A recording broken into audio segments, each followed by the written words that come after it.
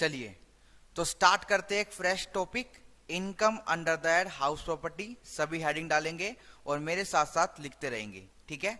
House property में जैसे कि मैंने आपको बताया था, एक बार दोबारा बता देता हूं। आपका कोई रेजिडेंशियल हाउस है या आपकी कोई दुकान है, कमर्शियल बिल्डिंग है, या फिर कोई लैंड है जिसकी बाउंड्री हो रखी है, या फिर हाउस प्रॉपर्टी के साथ कोई लैंड रिलेटेड है, कोई पार्किंग है, कोई बेसमेंट है, उसको आपने क्या किया, किराए पर उठाया। उसको क्या किया, सबलेट करा, मतलब किराए पर उसको उठाया। और उससे होने वाली इनकम आपकी कहां पे टैक्सेबल होगी, income under that house property में। कंडीशन क्या है, कंडीशन ये है कि आप उस हाउस प्रॉपर्टी के ओनर होने चाहिए। रेंट किसको मिल रहा है, किसके खाते में जा रहा है, कैश में कौन रिसीव कर रहा है, हमें फर्क नहीं पड़ता। Who is the owner, owner कौन है उस हाउस प्रॉपर्टी का, उसको टैक्स देना पड़ेगा उस हाउस प्रॉपर्टी से होने वाली रेंटल इनकम पर। एक हाउस प्रॉपर्टी में हम खुद भी रह सकते हैं, तो सरकार ने हमको मौका दे रखा है कि बेटा अगर आपको अपनी हाउस प्रॉपर्टी में खुद रहना है तो 2 घर में रह लेना। 2 से ज्यादा घर अगर आपके नाम है तो हम 2 को तो माफ कर देंगे, उन दोनों को तो सेल्फ ऑक्यूपाइड को मानकर छोड़ देंगे, बट जो बाकी के घर बचेंगे उनको मान लेंगे कि आपने किराए पर चढ़ा रखा है, चाहे भले ही वो एक्चुअल लेट आउट हो या ना हो। Deemed to be let out हम उसको मान लेंगे। कभी कभार होता क्या है, हमने एक हाउस प्रॉपर्टी को साल में कुछ महीने तो खुद रहे, उसमें सेल्फ ऑक्यूपाइड करा, कुछ महीने वो खाली पड़ा रहा, ठीक है। ऐसा भी हो सकता है कि कुछ महीने हमने उसमें खुद रहे और कुछ महीने हमने उसको लेट आउट कर दिया। ऐसा भी हो सकता है हाउस प्रॉपर्टी का एक हिस्सा लेट आउट है, एक हिस्सा सेल्फ ऑक्यूपाइड है, ठीक है। पूरी भी हो सकती है आपकी लेट आउट और पूरी भी हो सकती है सेल्फ ऑक्यूपाइड। हाउस प्रॉपर्टी चाहे आपकी इंडिया के बाहर हो, क्योंकि आप इंडिया में रेजिडेंट हो तो इनकम वैसे ही निकलेगी जैसे हम यहां पे सीखेंगे। क्योंकि आपकी हाउस प्रॉपर्टी कहीं पर भी हो, टैक्स तो यहां पर दे रहे हो ना, इनकम किसके मुताबिक निकलेगी, हमारे मुताबिक निकलेगी, ठीक है। हाउस प्रॉपर्टी की इनकम निकालते वक्त कोई भी खर्चा माइनस नहीं कर सकते आप। एक तो हम आपको म्युनिसिपल टैक्स, सीवरेज टैक्स जो हमारा ये एमसीडी को जाता है उसकी छूट देते हैं, उसके बाद 30% स्टैंडर्ड डिडक्शन की छूट देते हैं, और उसके बाद अगर आपका कोई ब्याज है जो आपने उस हाउस प्रॉपर्टी को खरीदने में या उसका रिनोवेशन, रिपेयर, कंस्ट्रक्शन कराने में पे कर रहे हो, उसकी भी छूट हम आपको देते हैं। उसके अलावा आप बोलोगे मैंने ये खर्चा किया, मैंने पेंट कराया, तो उससे हमें फर्क नहीं पड़ता। आप पेंट कराने के लिए लोन ले लो, रेनोवेशन कराने के लिए लोन ले लो, उस पे जो ब्याज पे करोगे उसकी छूट हम दे देंगे। बट ये नहीं कि आपने टूटी ठीक कराई, आपने छत की टैंक बदलवाई, आपने समरसीबल लगवाया, आपने प्लम्बर को बुलवा के XYZ कुछ भी काम कराया, आपने फ्लोरिंग कराई, लाओ हमें इसकी छूट दे दो, ऐसे छूट आपको नहीं मिलेगी। आप ये सब काम करने के लिए टैक्स प्लानिंग कर सकते थे, आप फ्लोर बिछवाने के लिए लोन ले लो, उस पर जो ब्याज जाएगा उसकी छूट ले लो, बट आप सीधा का सीधा खर्चा डेबिट नहीं कर सकते। सिर्फ 3 खर्चों की छूट मिलेगी। पहला, जो भी आप टैक्सेस म्युनिसिपैलिटी को देते हो, दूसरा स्टैंडर्ड डिडक्शन 30% की, और तीसरा इंटरेस्ट ऑन बोरोड कैपिटल। अब जब हम हाउस प्रॉपर्टी की इनकम निकालेंगे तो आपको ग्रोस एनुअल वैल्यू निकालनी पड़ेगी। उसको निकालने के पीछे भी बहुत सारे राज छुपे हैं कि ग्रोस एनुअल वैल्यू निकलती कैसे है, ठीक है। तो चलिए पहले एक बार फॉर्मेट लिख लेते हैं। उस फॉर्मेट को लिखने के बाद हाउस प्रॉपर्टी तो खत्म हो जाएगा, बट उसके अंदर जो बातें हैं, उसके अंदर जो प्रोविजन है, कौन सा खर्चा मिलेगा, कैसे मिलेगा, कहां से मिलेगा, किसको मिलेगा, कब मिलेगा, वो सारी बात धीरे धीरे धीरे हमको पढ़नी होती है, ठीक है। तो एक बार हेडिंग डालेंगे कि हमको क्या फॉर्मेट फॉलो करना है जब हम किसी की इनकम निकालेंगे हाउस प्रॉपर्टी के अंदर, ठीक है। तो चलिए लिखेंगे computation of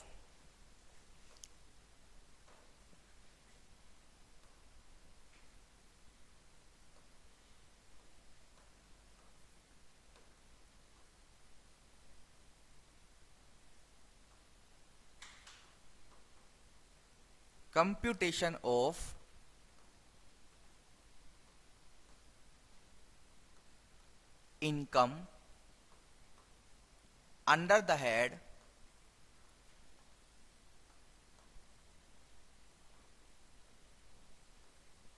house property of Mr. X for the assessment year, जिस भी असेसमेंट ईयर के लिए आप वर्किंग कर रहे हो।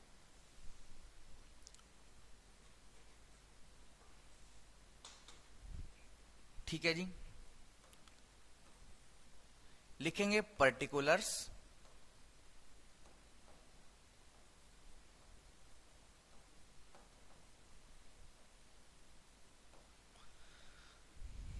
और इधर लिखेंगे आपका अमाउंट।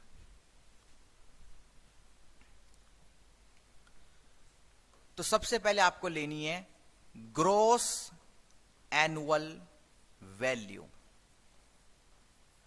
आप कह रहे हो किराया नहीं आया, आप कह रहे हो किराया मर गया, आप कह रहे हो प्रॉपर्टी लेट आउट ही नहीं हुई, तो ये सब बात आप तो बोल रहे हो, बट हम तो आपकी हाउस प्रॉपर्टी की ग्रॉस एनुअल वैल्यू निकालेंगे, उसके बाद देखेंगे कि क्या वर्किंग हो रही है। ग्रॉस एनुअल वैल्यू,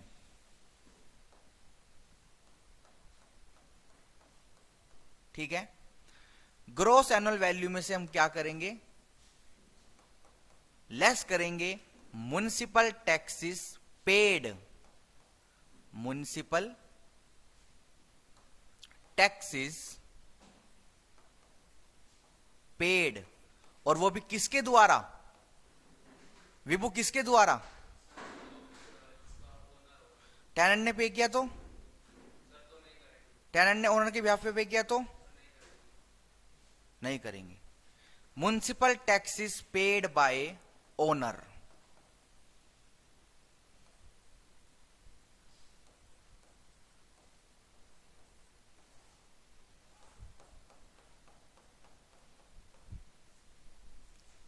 ठीक है, लिखेंगे फटाफट। ग्रॉस एनुअल वैल्यू में से म्युनिसिपल टैक्सेस जब आपने माइनस कर दिए तो जो ये अमाउंट आएगा इसको बोलेंगे नेट एनुअल वैल्यू,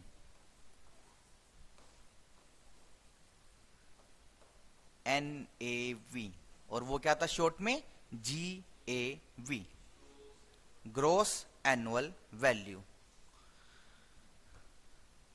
अब आपको इसमें से हम डिडक्शन देंगे, स्टैंडर्ड डिडक्शन,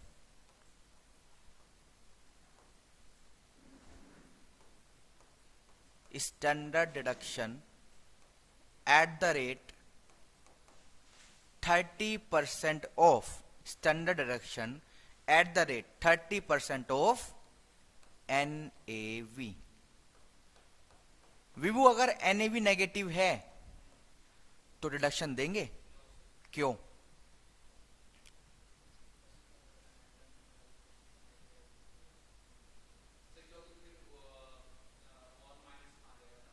उससे क्या होगा,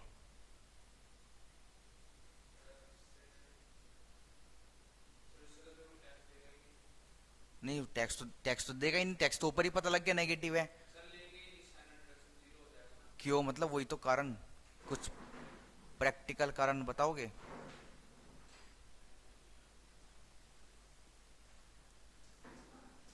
क्योंकि आपका लॉस और बढ़ जाएगा, नेगेटिव में नेगेटिव ऐड करेंगे, क्योंकि ऊपर ही लॉस आ रहा है। फॉर एग्जांपल ऊपर 1 लाख का लॉस आ रहा है NAV, और आप उसमें से और स्टैंडर्ड डिडक्शन ले रहे हो, तो minus minus plus sign minus का, यानी आपने अपना लॉस और बढ़ा लिया, तो नुकसान किसको है, हमको, सरकार को। आप तो लेके पहुंच जाओगे सेट ऑफ करो लॉस, आप तो चले जाओगे अपने ITR में कि मेरा तो लॉस है जी, सेट ऑफ करो इसको। तो इसलिए अगर आपकी NAV नेगेटिव है तो स्टैंडर्ड डिडक्शन आपको माइनस नहीं करने देंगे। और उसके बाद लास्ट लेस, क्या इग्नोर करेंगे, हाँ, less interest on borrowed capital. अगर प्रॉपर्टी लेट आउट है या deemed to be let out है, तो इंटरेस्ट 1 रुपए का हो चाहे 1 करोड़ रुपए का हो, सारा का सारा आपको माइनस करने की इजाजत है।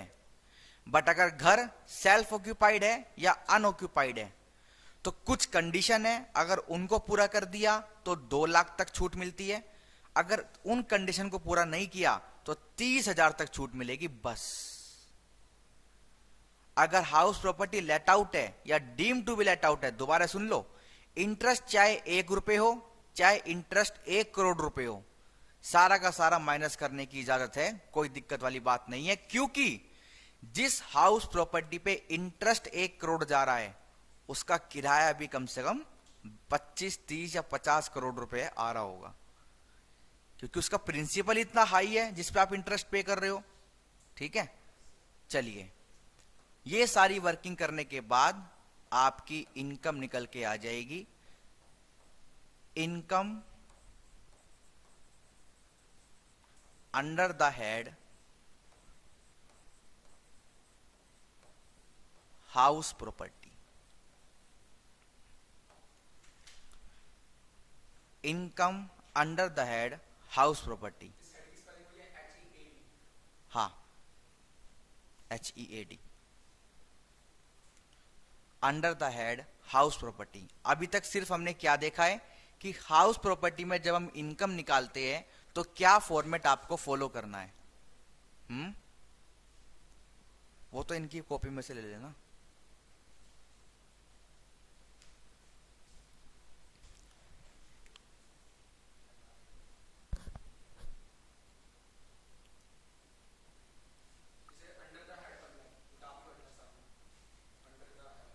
अंडर हेड पढ़ लो। तो सबसे पहले हम ग्रोस एनुअल वैल्यू निकालेंगे हाउस प्रॉपर्टी के मयंक। उसके बाद उसमें से म्युनिसिपल टैक्सेस जो हम एमसीडी को पे करते हैं, एक्चुअली पेड होने चाहिए और ओनर के द्वारा पेड होने चाहिए। अगर टेनेंट ने पे किया तो छूट नहीं देंगे। ये म्युनिसिपल टैक्स माइनस करने के बाद NAV निकल के आती है हमारी, नेट एनुअल वैल्यू। फिर उसमें से हम फिक्स स्टैंडर्ड डिडक्शन 30% की NAV की माइनस करते हैं। अगर NAV हमारी नेगेटिव है तो 30% स्टैंडर्ड डिडक्शन नहीं देंगे, क्योंकि वो आपका लॉस और बढ़ा देगी। हाँ, क्योंकि नेगेटिव में आप और कुछ नेगेटिव करोगे तो वो और बढ़ जाएगा और साइनेज नेगेटिव की आएगी, तो सरकार को नुकसान है। सरकार जब आपका सेट ऑफ करेगी तो उसको ज्यादा लॉस सेट ऑफ करना पड़ेगा। फिर उसके बाद हाउस प्रॉपर्टी को खरीदने में, कंस्ट्रक्ट करने में, रिपेयर करने में जो भी आपने लोन ले रखा है, उस पे जो भी आप इंटरेस्ट पे कर रहे हो उसकी डिडक्शन हम देने को तैयार है। अगर हाउस प्रॉपर्टी लेट आउट है तो इंटरेस्ट कितना भी हो, आपको सारे के सारे इंटरेस्ट की छूट मिल जाएगी। अगर हाउस प्रॉपर्टी सेल्फ ऑक्यूपाइड है या अनऑक्यूपाइड है तो कुछ रेस्ट्रिक्शन है, या तो 30,000 तक की छूट मिलेगी या फिर 2 लाख तक की छूट मिलेगी। ठीक है, चलिए, तो यहां पे आके इनकम कैसे निकलती है वो तो हमने देख लिया है। अब आइए एक बार थियोरिटिकल इंट्रोडक्शन लिखना स्टार्ट करते हैं हाउस प्रॉपर्टी का। चलिए, सब लिखेंगे तो ठीक रहेगा। आइए इंट्रोडक्शन लिखते हैं। लिखेंगे as per section 22, as per section 22, coma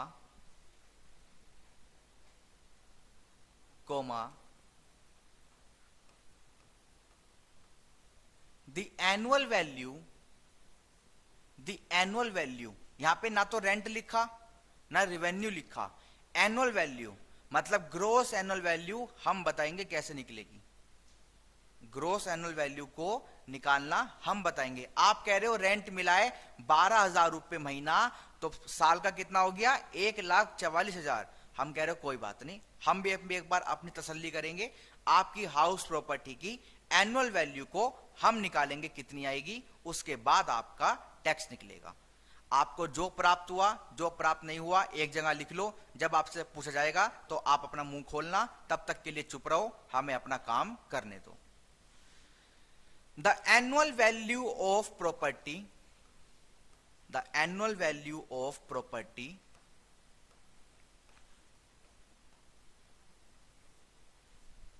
consisting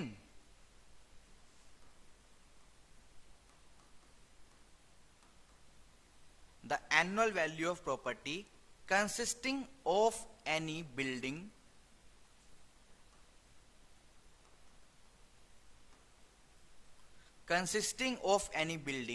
or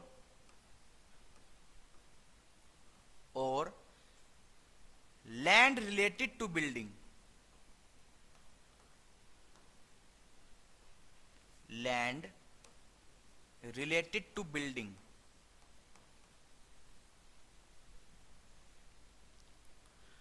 of which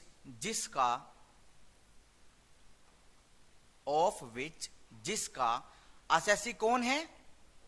owner. Of which assessee is the owner.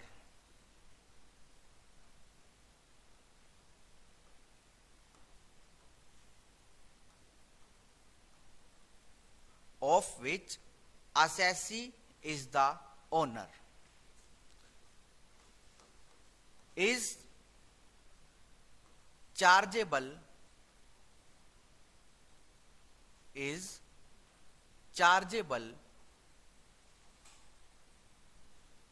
under the head house property,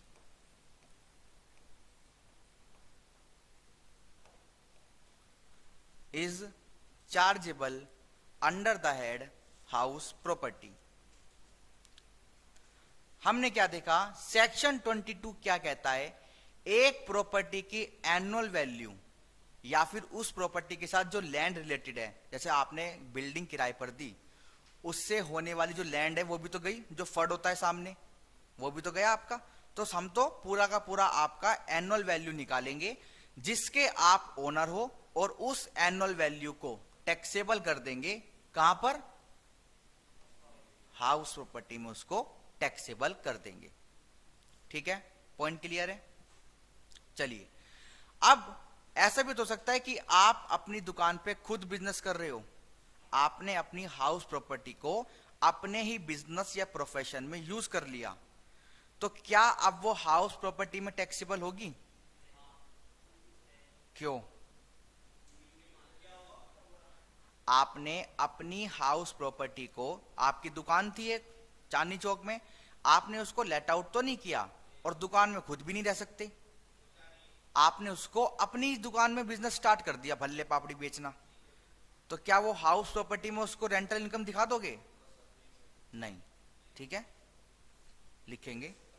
हाँ, आपने अपनी दुकान में बिजनेस कर लिया, आपका तो किराया बच गया, यहां पे टैक्सेबल नहीं करेंगे, और पीजीबीपी में रेंट डेबिट नहीं होने देंगे, वरना आप तो आपने यहां भी फायदा उठा लिया और आपने वहां भी फायदा उठा लिया। ठीक है, जब पीजीबीपी में से रेंट माइनस नहीं होगा तो इनकम बढ़ी रहेगी और वहां टैक्स लग जाएगा। समझे? चलिए लिखेंगे, but the house property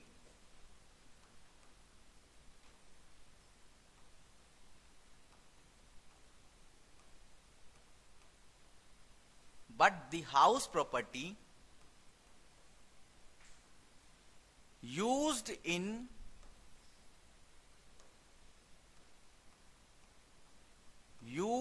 in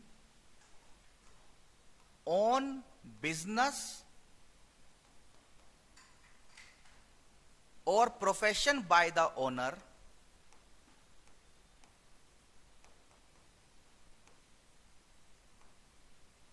in own business or profession by the owner, then it is not taxable,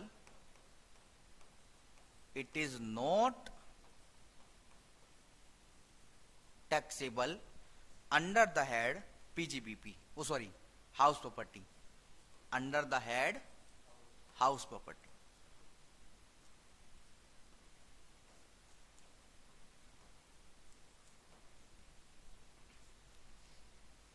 ठीक है जी, लिखेंगे।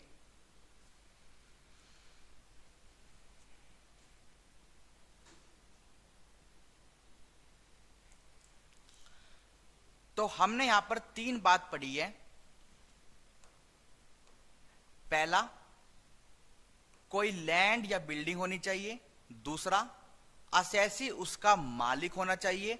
और तीसरा, वो हाउस आपके बिजनेस में अगर यूज हो रही है, अगर वो आपके बिजनेस में यूज हो रही है तो वो हाउस प्रॉपर्टी में टैक्सेबल नहीं है।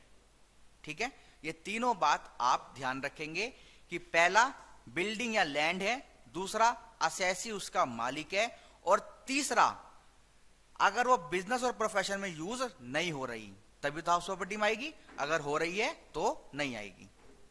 ठीक है, चलिए अब एक बार हेडिंग डालेंगे, एक्सप्लेनेशन टू सेक्शन 22।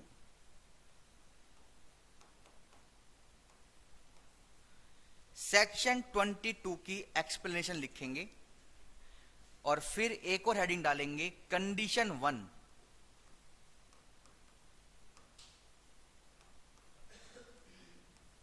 एक और हेडिंग डालेंगे, कंडीशन 1।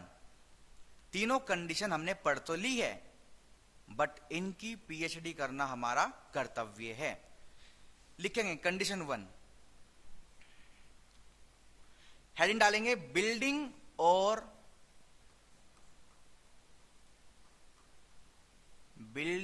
और लैंड रिलेटेड देयर टू।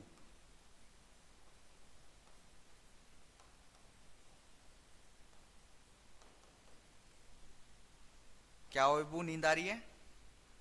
तो लिखना नहीं है? चलिए इसमें लिखना स्टार्ट करेंगे। फर्स्ट पॉइंट,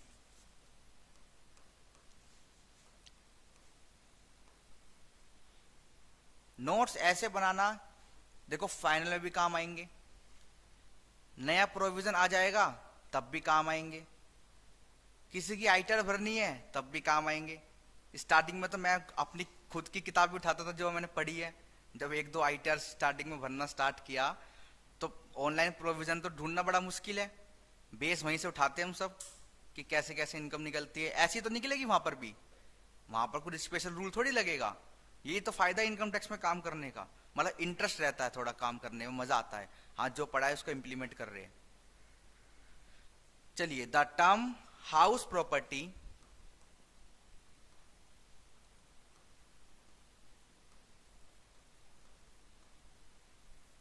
और ये एक हेड पढ़ रहे हैं हम, क्या पता एग्जाम में 16 नंबर में भी आ जाए।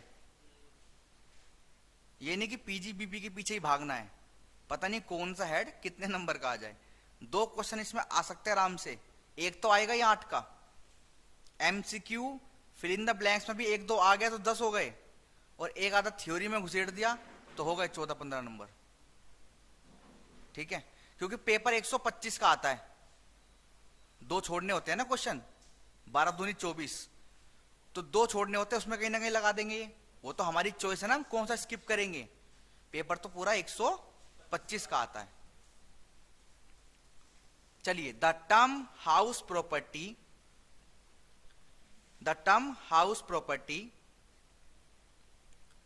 includes the term house property includes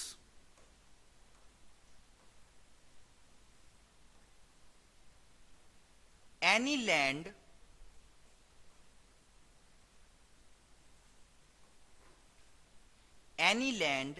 surrounded by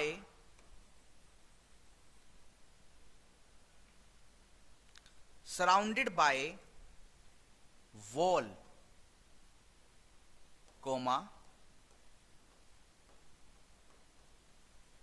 having roof or not।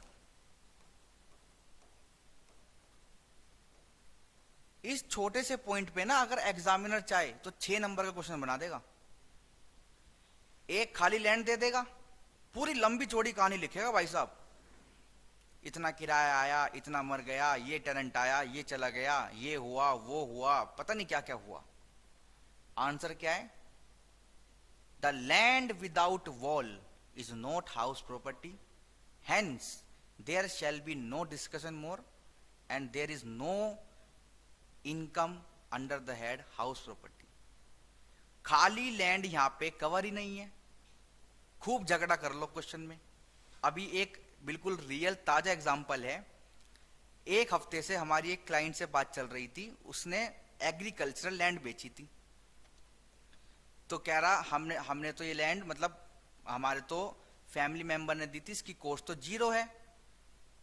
और मतलब कॉस्ट जीरो क्या मतलब रजिस्ट्री नहीं है। क्या पता करेंगे कब रजिस्ट्री हुई और क्या इसकी फेयर मार्केट वैल्यू है। मैंने भी पलट के बोला, मैंने कहा 1 अप्रैल की देख लो, 1 अप्रैल 2001 की। वो कह रहे प्रॉपर्टी 90s की है। तो मैंने फिर वो अपना फॉर्मूला लगाया कि fair market value as on 1 April 2001 और the actual cost which ever is higher shall be the cost of acquisition, और उसको इंडेक्सेशन कर लेंगे। तो फिर एक हफ्ते तक बात चलती रही। बाद में पता लगा ये तो लैंड एग्रीकल्चरल है। एग्रीकल्चरल लैंड तो कैपिटल एसेट है ही नहीं। और जब कैपिटल एसेट नहीं है तो क्यों झगड़ रहे हो? 80 लाख रुपए अपने घर बैठो, अपने मजे लो 80 लाख रुपए के। तो बाद में पता लगा कि ये झगड़ा जो मैं भी कर रहा था बार बार, उन्होंने बताया नहीं, कह रहे प्लॉट बेचा जी, प्लॉट बेचा, प्लॉट बेचा। फिर बाद में पता लगा कि एग्रीकल्चरल प्लॉट बेचा। तो हमने पलट के बोला कि ये कैपिटल एसेट है ही नहीं। तो आप इस पर इनकम निकाल के क्या करोगे? 80 पेटी अपने घर ले जाओ, 8,000 हमें दे दो, थोड़े से पैसे हमें भी दे दो। तो फिर वो शांत हो गए और कोई भी इनकम नहीं निकलेगी। तो मैं क्या बता रहा हूं, हाउस प्रॉपर्टी में लैंड भी आती है अगर उसकी बाउंड्री हो रखी है। तो अगर बाउंड्री नहीं हो रखी है तो वो लैंड उसमें हाउस प्रॉपर्टी की डेफिनेशन में नहीं आएगी। और छत है या नहीं है हमें इससे फर्क नहीं पड़ता, हो तो अच्छी बात है, ना हो तो भी अच्छी बात है। ठीक है, चलिए इसका। अरे गांव में जाओ, प्लॉट होते, बाउंड्री तो होती नहीं वहां पे बाउंड्री तो होती नहीं। उसको लेट आउट करा, एग्रीकल्चर में चला गया तो ठीक है, अगर खेती वाली जमीन नहीं है तो भी एग्जम्प्ट है क्योंकि बाउंड्री नहीं है। इस बिल्डिंग की सारी दीवार तोड़ दो, इधर की उधर की बाउंड्री मत करो। वैसे बाउंड्री टूटेगी नहीं क्योंकि इधर इधर बिल्डिंग है। दिल्ली में कोई प्लॉट है, उसकी चारों तरफ कोई बाउंड्री नहीं है, उसको किराए पे चढ़ाओ, पहली बात तो उसको किराए पे लेगा नहीं। पार्किंग वार्किंग में जा सकती है, पार्किंग में खड़ी करने के लिए। ठीक है, ये एग्जाम्पल था। क्या करा दी? हाँ, deem to be let out मान लेंगे। अगर आपकी हाउस प्रॉपर्टी दो ही है, एक तो वो लैंड है और एक में आप रहते हो, तो ठीक है। अगर आपकी हाउस प्रॉपर्टी और भी है तो फिर आपको दो को सेल्फ ऑक्यूपाइड मान के बाकी लेट आउट को मानकर अपनी आईटीआर फाइल करनी पड़ेगी। नहीं नहीं, deemed to be let out हो गया ना, मान लेंगे कि आपने लेट आउट कर रखी है और आपकी एनुअल वैल्यू निकाल देंगे हम अपने आप, और उस पर आपको टैक्स देना पड़ेगा। जब तक कोई नहीं आ रहा तब तक पड़ा जाने दो, अगर कोई आ गया तो फिर तो मार पड़ेगी। यही है भाई, जब तक कुछ नहीं हो रहा तो चाहे आपकी इनकम हो, बैंक में आ रही है किराया, मत भरो आईटीआर। जब तक सरकार की नजर नहीं पड़ रही नहीं पड़ रही, जब पड़ेगी तो पड़ेगी अच्छी वाली। चलिए, और दूसरा क्या है? दूसरा लिखेंगे any land related to building.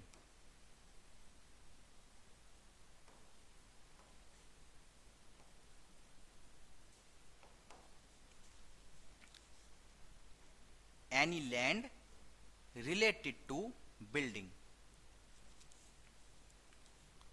चलिए यहां पे लिखेंगे नोट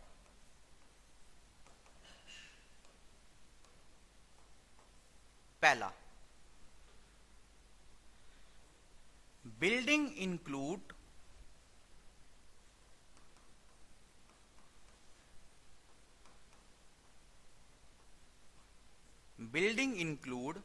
an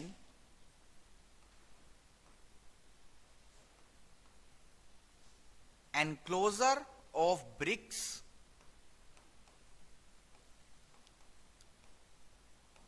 comma stonework चाहे पत्थर की बाउंड्री हो, कोमा, चाहे कच्ची दीवार हो मिट्टी की, इवन मड वॉल। या तो बिल्डिंग आपकी पक्की है, बिल्कुल ईंट से बनी हुई है, या फिर उसमें सिर्फ पत्थर की काम हो रखा है, स्टोन वर्क, या फिर वो आपकी कच्ची मिट्टी की है दीवारें, कोई बात नहीं, सब क्या है, सब बिल्डिंग है, सब हाउस प्रॉपर्टी है। सेकंड पॉइंट, बिल्डिंग इंक्लूड्स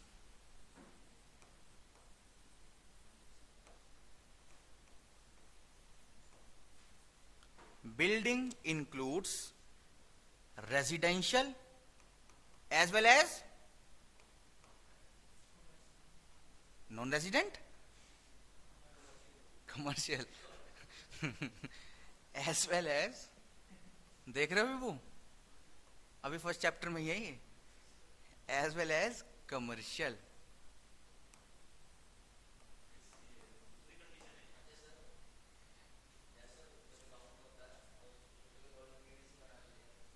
खेतों के बगल में एक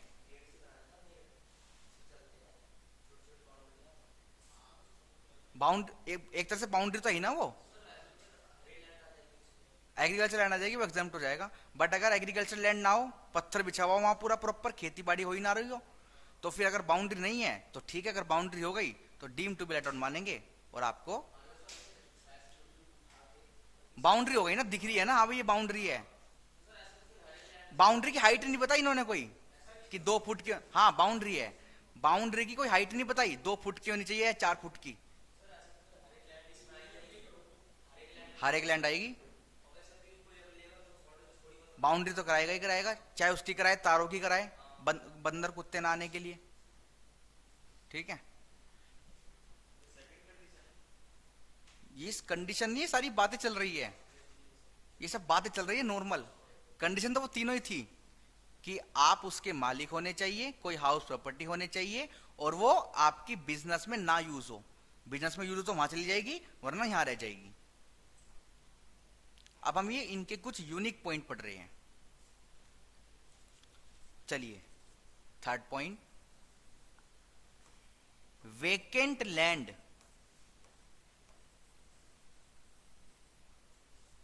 वेकेंट लैंड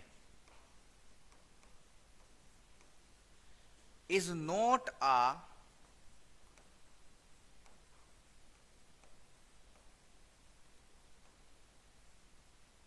house property।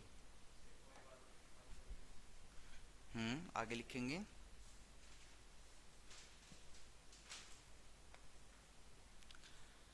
तो यार वेकेंट लैंड यहां टैक्सेबल नहीं है, तो उसका क्या होगा? क्या उस पर बिल्कुल भी टैक्स नहीं लगेगा क्या? जैसे अभी मैंने एक एग्जांपल दिया,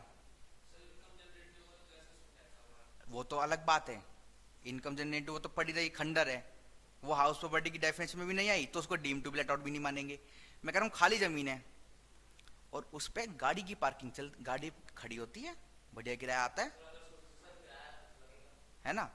अदर सोर्स में तब आएगा अगर वो ITR 3 नहीं भर रहा, मतलब उसने अपना बिजनेस नहीं दिखा रखा, तो अदर सोर्स में आ जाएगा। अगर उसने अपना धंधा दिखा रखा है कि मेरी तो एक खाली जमीन है, उस पर मैं तो लोगों की गाड़ी हेलीकॉप्टर खड़े करवाता हूं और अपना घर चलाता हूं, तो फिर वो कहां पे आ जाएगा? PGBP में, ठीक है। लिखेंगे इसके आगे, hence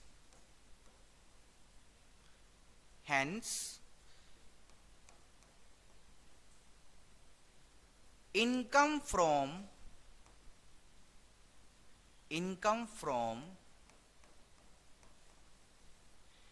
letting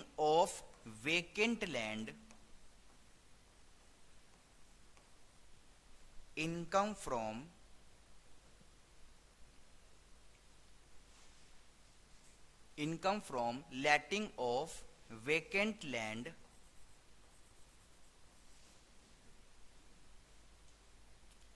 income from letting of vacant land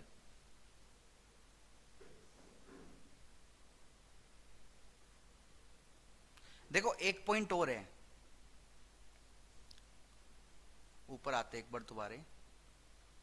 ये जो हमने कंडीशन 1 पढ़ी है ना, house property includes, house property includes, हमने इसमें देखा कि एक लैंड जो इसके चारों तरफ है, जो इसके चारों तरफ है और उस पर दीवारें भी हो रखी है, वो आपकी हाउस प्रॉपर्टी में आएगी। और वो लैंड इससे रिलेटेड भी होनी चाहिए, रिलेटेड टू बिल्डिंग, मतलब बिल्डिंग के परे है तो वो तो वेकेंट लैंड में आ गई ना। अगर बिल्डिंग के साथ ही वो किराए पे उठी है, मॉल के साथ पार्किंग गई, मॉल के साथ आगे का एरिया गया, फिर तो वो बिल्डिंग है ही, फिर तो वो नॉर्मल बिल्डिंग है। बस बिल्डिंग के बाद गली स्टार्ट हो गई, वो तो सरकारी है, उस पर तो आपका कोई अधिकार नहीं है। तो जो आपकी बिल्डिंग से बिल्कुल जुड़ी हुई है, जो उसी के साथ लेट आउट हुई है, वो तो आपकी हाउस प्रॉपर्टी में आ गई। जो आपकी वेकेंट है उसके लिए हम नीचे लिख रहे हैं, hence income from letting of vacant land is taxable, is taxable under the head PGBP or other sources।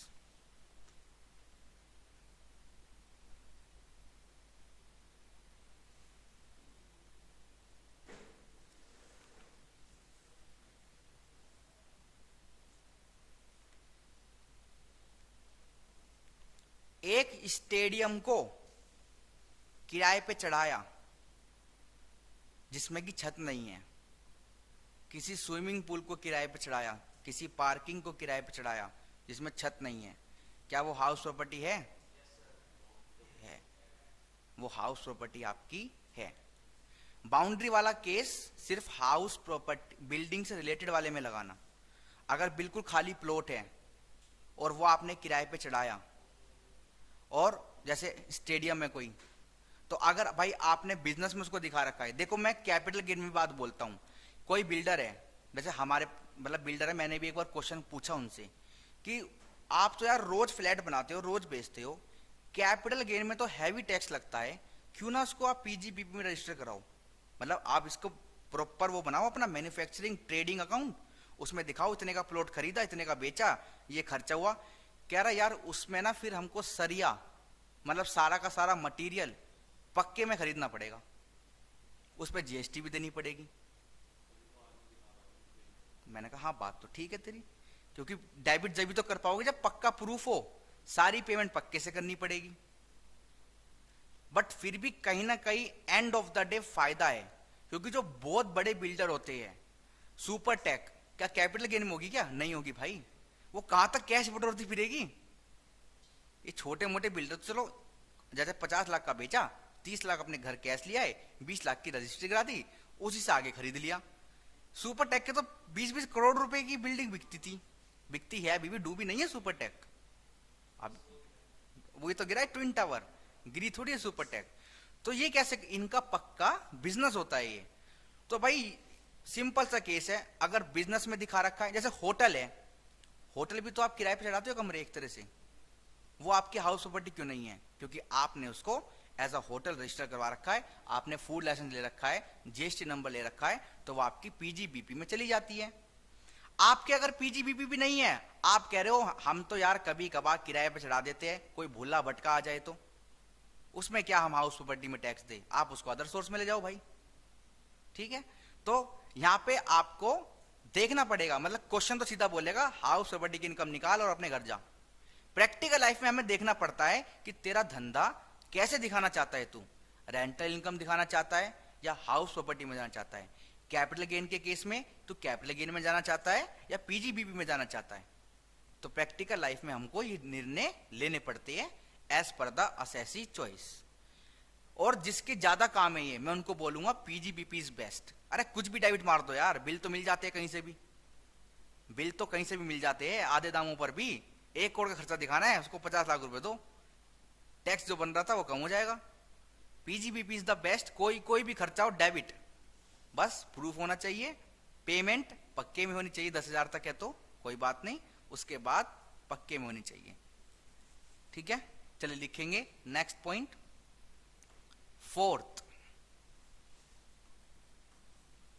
Fourth point लिखेंगे,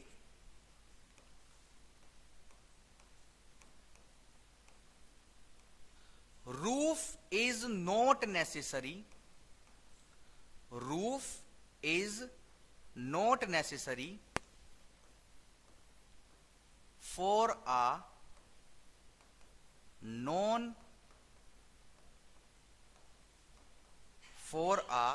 non residential house property.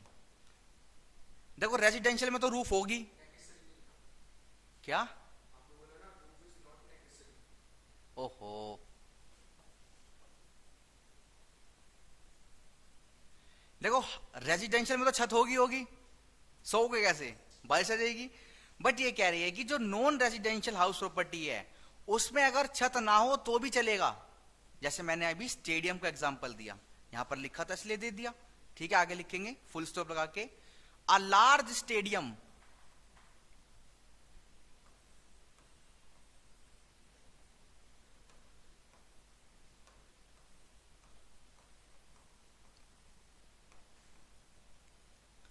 a large stadium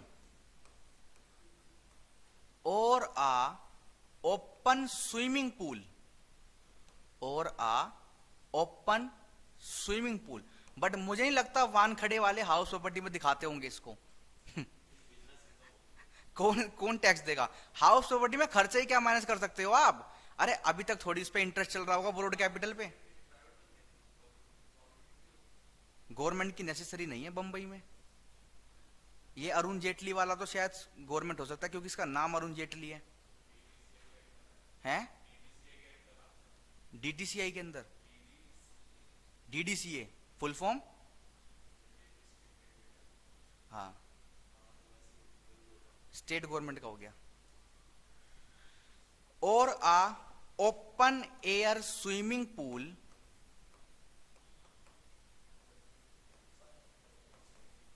है, open air swimming pool is also considered as building।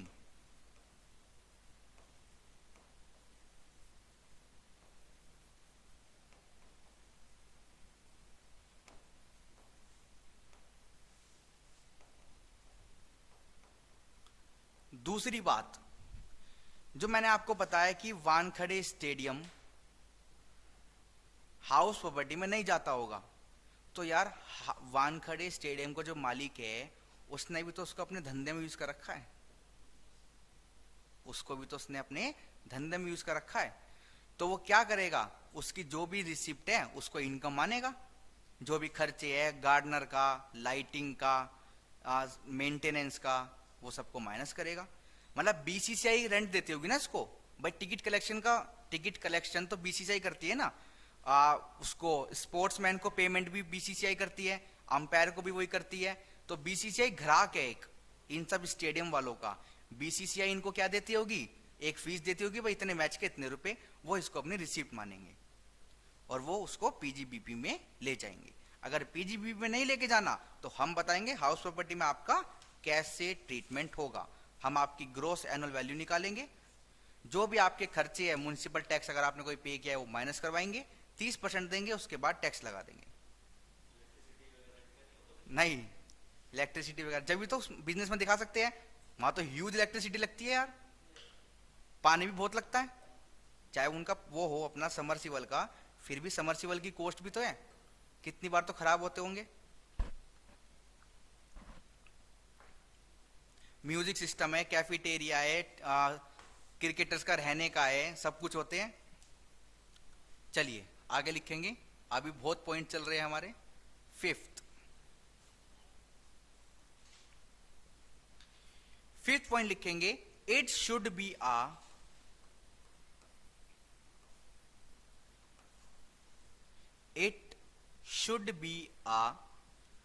Permanent structure. It should be a permanent structure for a useful purpose.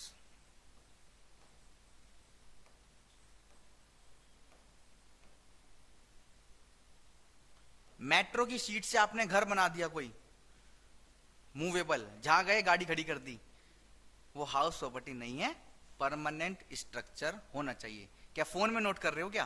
क्यों? ये phone ही रह जाते हैं। चलो, कौन सा पॉइंट था? 5th था शायद। 6th point, if a building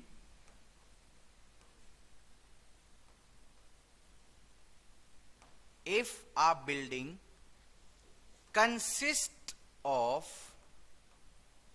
if a building consists of several flats,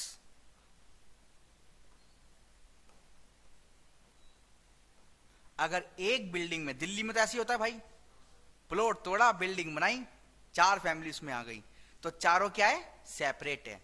चारों का एमसीडी टैक्स अलग जाता है, चारों की मोटर अलग होती है, चारों के मीटर अलग होते हैं, तो चारों की ग्रोस एनुअल वैल्यू भी अलग निकलेगी। ठीक है, जो बिल्डिंग की निकलेगी उसको 4 में डिवाइड कर देंगे। चलिए लिखेंगे, consist of several flats, then each flat is considered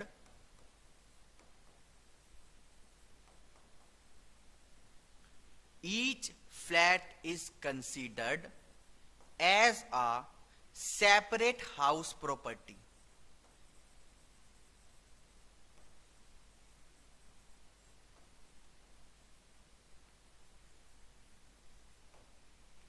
तो हम हर एक फ्लैट को सेपरेट हाउस प्रॉपर्टी मानेंगे। अब एक जो अगला पॉइंट आ रहा है वो बिल्कुल ताजा, इसमें लिखा है एन इनकम्प्लीट या फिर डिमोलिश्ड हाउस, वो ट्विन टावर जो डिमोलिश हो गए बेचारे, can not be treated as house property. जो इनकम्प्लीट है वो लेट आउट कैसे होगी? जब तक आपको सर्टिफिकेट ऑफ कंप्लीशन नहीं मिल जाता एमसीडी से। ठीक है, हमने कभी ये नहीं सुना, क्योंकि ठुल्ले को पैसा जाता है, वो चला जाता है बेचारा। तो इनकम्प्लीट कंस्ट्रक्शन कहां चल रहा है? उस पे वर्किंग प्रोग्रेस थोड़ी है कुछ, वो तो फिर प्लॉट ऑफ लैंड है, उसमें अगर कंस्ट्रक्शन चल रही है और तो तब तक तो वो इनकम्प्लीट है ना, जब तक आपको सर्टिफिकेट ना मिले। वो तो अलग के, वो तो प्लॉट ऑफ लैंड है, वो तो ऐसा ही है, ऐसा ही रहेगा। अगर आपने उसमें एक भी कंस्ट्रक्शन करना स्टार्ट कर दिया तो पहली बात तो वो लेट आउट नहीं होगा जब तक उसमें कंस्ट्रक्शन पूरी नहीं हो जाती।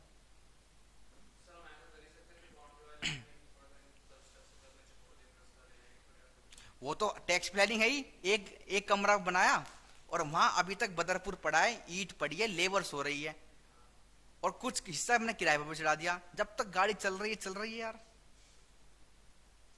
दिमाग तो बहुत तेज चलते हैं ना इंडियंस के, और हम ही लोग चलवाते हैं ना, हम ही लोग चलवाते हैं। ये तो इनकम्प्लीट है।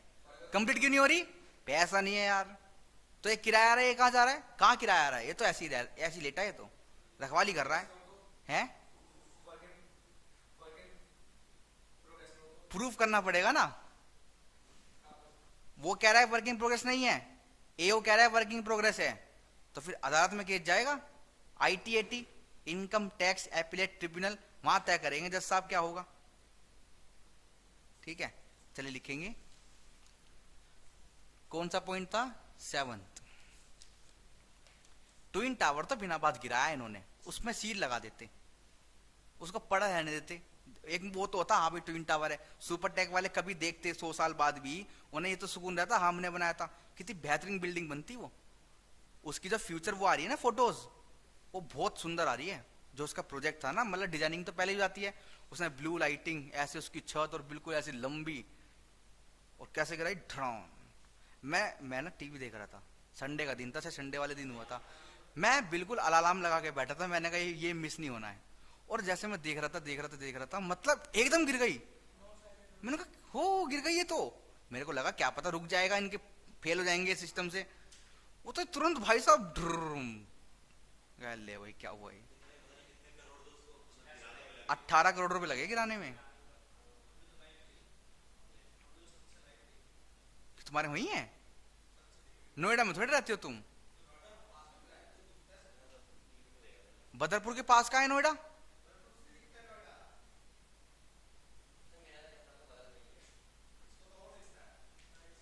बदरपुर से नोएडा दिखता है भाई? बदरपुर तो हरियाणा की तरफ है।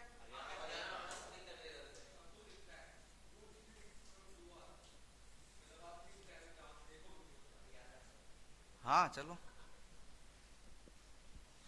बट वो वाली मेट्रो बहुत बुरी है, बहुत लंबी मेट्रो है, थका देती है। ब्लू लाइन के तो रूट अलग है, वो तो यहाँ पकड़ो फिर वहां चेंज करो, वहां जाना हो तो वहां चेंज करो। कश्मीरी गेट पे है ही नहीं, राजीव चौक जाओ। ब्लू लाइन का तो रूट ही अलग है, वो तो एक्सेप्शनल केस है। लिखेंगे एन इनकम्प्लीट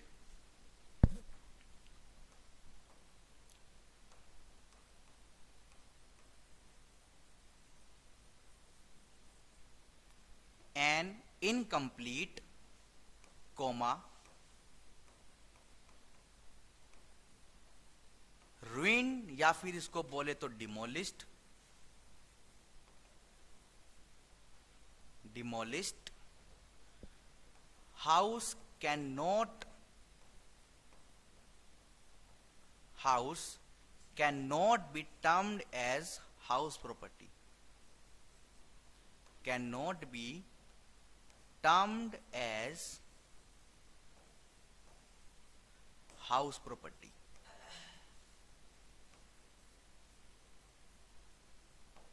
ये आपकी हाउस प्रॉपर्टी नहीं है।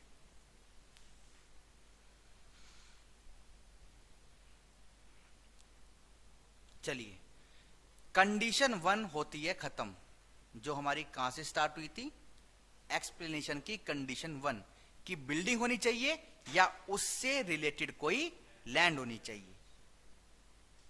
अब चलते हैं कंडीशन 2 पर।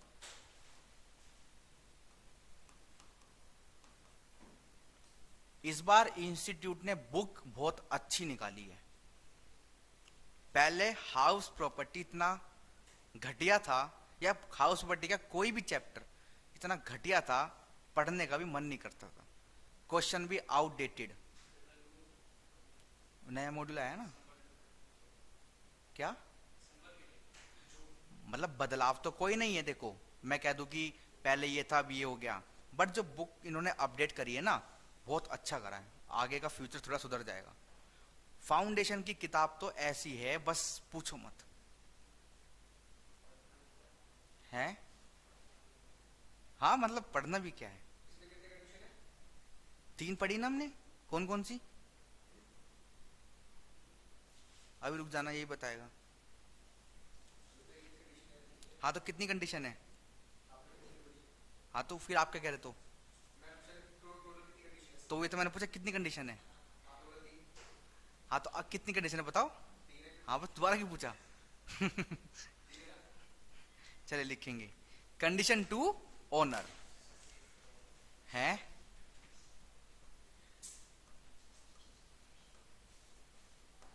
देखो कंडीशन ऊपर से तो पढ़ ली, बिल्डिंग होनी चाहिए, ओनर होना चाहिए, अब ओनर में देखना क्या क्या करवाएगा ये। ठीक है चलो लिखेंगे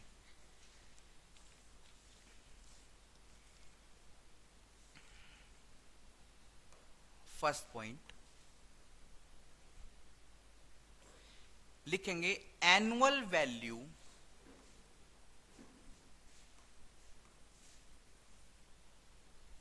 annual value of a property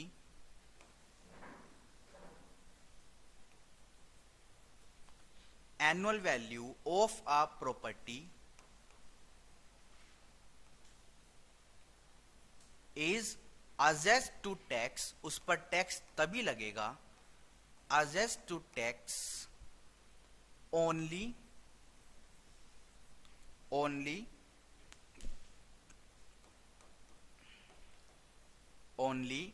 in the hands of the owner,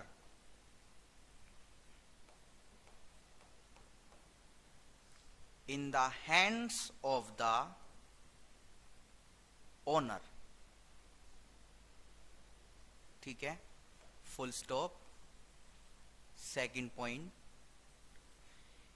any person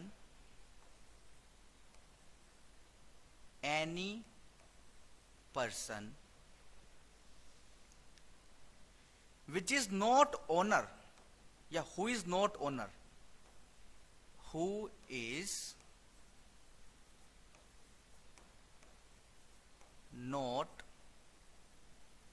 owner, जो मालिक नहीं है.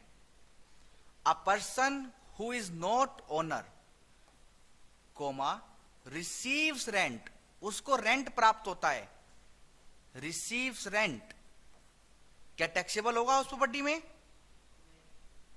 शिवम, इसका क्या नाम है? क्यों?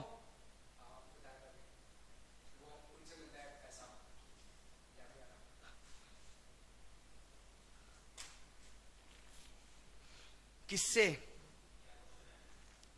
क्वेश्चन तो खत्म हो गया, क्वेश्चन तबाह हो गया, तबाह. इस केस में टैक्सेबल है या नहीं है हाउस प्रॉपर्टी? क्यों?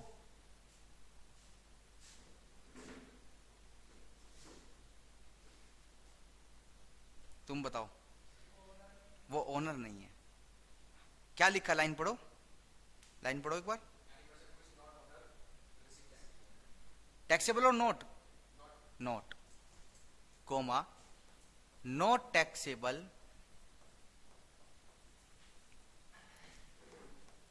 Under the head house property. वो रकम जो एक नॉन ओनर ने प्राप्त करी वो हाउस प्रॉपर्टी में टैक्सेबल नहीं होगी. अब एक बहुत मशहूर एग्जाम्पल और मशहूर कंफ्यूजन. मैंने एक घर किराए पर लिया और उसको आगे सबलेट कर दिया. बताओ जी विभू, इनकम कहां टैक्सेबल होगी? मैंने एक घर किराए पर लिया और उसको आगे किराए पर दे दिया. रेंटल इनकम तो है, हैं? हाउस प्रॉपर्टी इनकम नहीं है. तो फिर कहां जाएगी यार? अगर मेरा धंधा ही यही है, मैं लोगों से किराए पर लेता हूं और आगे किराए पर देता हूं और जो बीच का डेविएशन होता है वो मेरी इनकम है, तो मेरा पीजीबी बन जाएगा. या मैंने सिर्फ इक्का दुक्का वैसे ले रखा है, बाई चांस चढ़ गया, मैंने किराए पर लिया, कोई मेरा रहने का मन नहीं करा, डीड बन रखी थी कि आप इसको फोरफिट नहीं, वो नहीं कर सकते, खाली नहीं कर सकते क्योंकि एग्रीमेंट में लिखा गया था 2 साल तक. तो मैंने क्या किया, इसको आगे किराए पर दे दिया भाई. तो जो बचा हुआ पैसा था, या फिर बचा भी नहीं तो कोई बात नहीं, जो बचा था वो मेरी अदर सोर्स में चला जाएगा. समझे? लिखेंगे. Third point,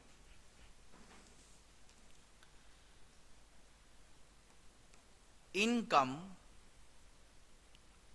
from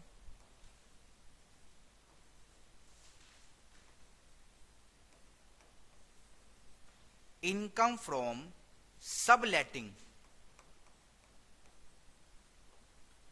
income from subletting is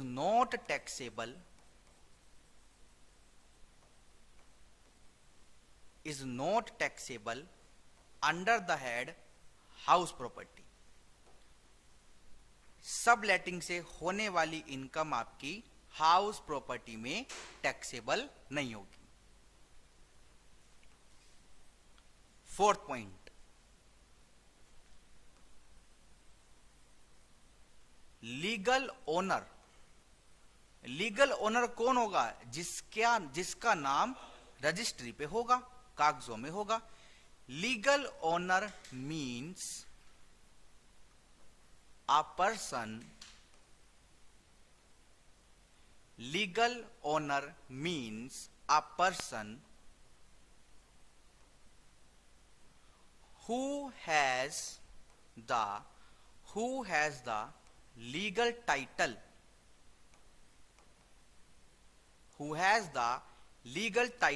of property.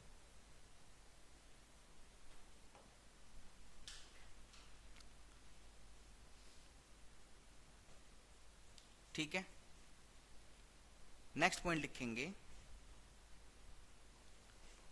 Fifth, owner includes,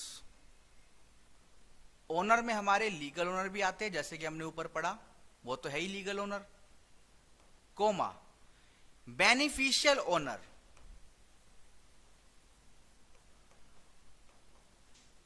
beneficial owner, और उसके बाद डीम्ड ओनर भी आती है। हमने मान लिया कि आप इस प्रॉपर्टी के मालिक हो, डीम्ड ओनर।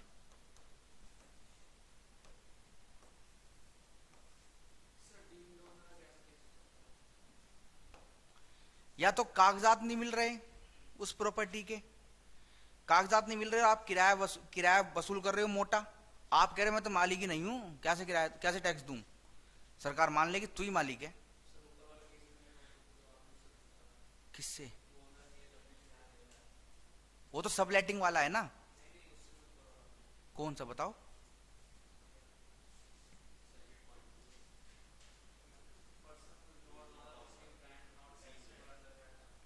एक व्यक्ति जो मालिक नहीं है और वो रेंट प्राप्त कर रहा है, वो केस ये वाला हो सकता है जब कागजात पे किसी का नाम ना हो, हाँ तो टैक्सेबल नहीं है। बट हमने मान लिया कि तू ही ओनर है, सुन ले कान खोल के, तू ही ओनर है इस प्रॉपर्टी का, हम कह रहे हैं किराया वो टैक्स दे। अगर डीम नहीं माना तो वो टैक्स नहीं देगा क्योंकि वो ओनर ही नहीं है। अगर उसको मान लिया कि वो ओनर है तो फिर तो वो डेफिनेशन में आ गया, उसने कंडीशन पूरी कर दी और वो टैक्स देकर जाएगा। ठीक है, अब एक बार देखेंगे कि ये बेनिफिशियल ओनर क्या होता है। Sixth point,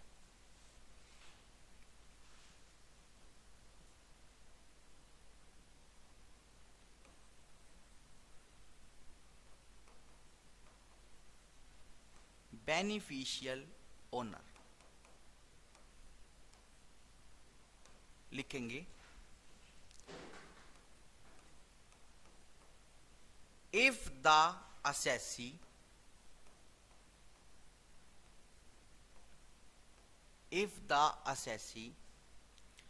is enjoying the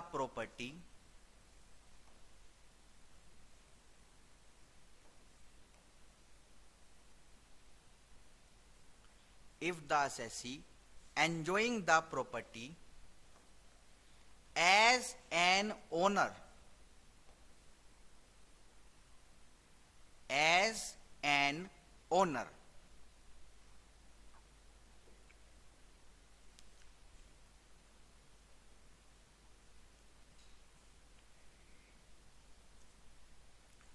an owner, then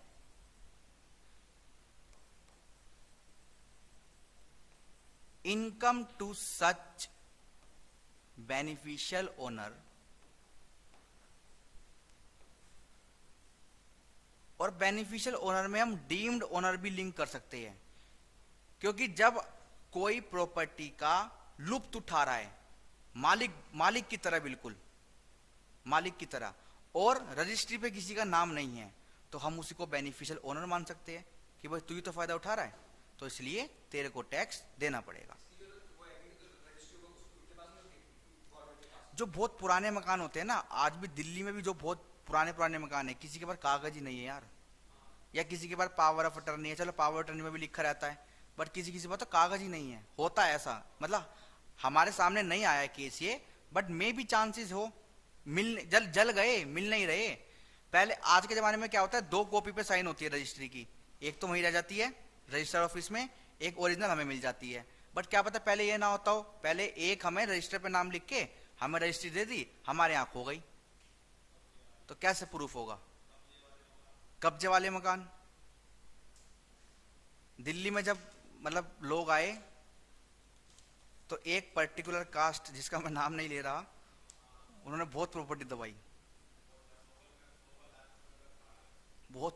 भाई, बहुत ज्यादा। हमारे दुर्गापुरी में भी इतनी प्रॉपर्टी खाली पड़ी है, दुकान के पीछे जगह खाली पड़ी है भाई साहब, बिल्कुल ब्लॉक पड़ी है जगह, प्रॉपर्टी है, गलियों में मकान है बिल्कुल आर पार, इधर भी गली इधर भी गली, और इधर भी गली की कहीं कहीं तो 3 साइड 400 गज के मकान दबाए हैं।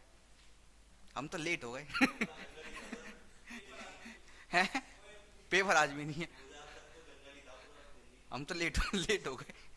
हम तो और भी लेट हो गए। अगर 4-5 साल पहले भी कुछ होता ना तो फिर भी प्रॉपर्टी के दाम ठीक थे।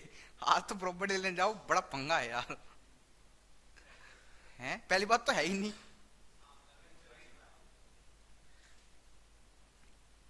कहां गया?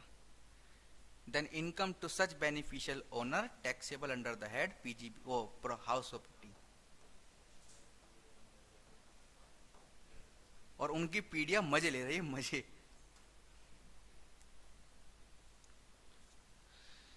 चलिए अब इसी में एक बार हेडिंग डालेंगे, फिक्शनल ओनर, फिक्शनल ओनर। हाँ यही अभी कंडीशन 2 ही चल रही है। और डीम्ड ओनर।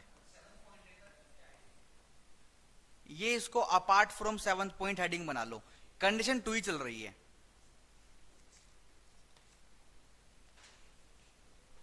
और डीम्ड ओनर ये हम कल की क्लास में कंटिन्यू करेंगे। इसके नीचे लिख लो सेक्शन 27।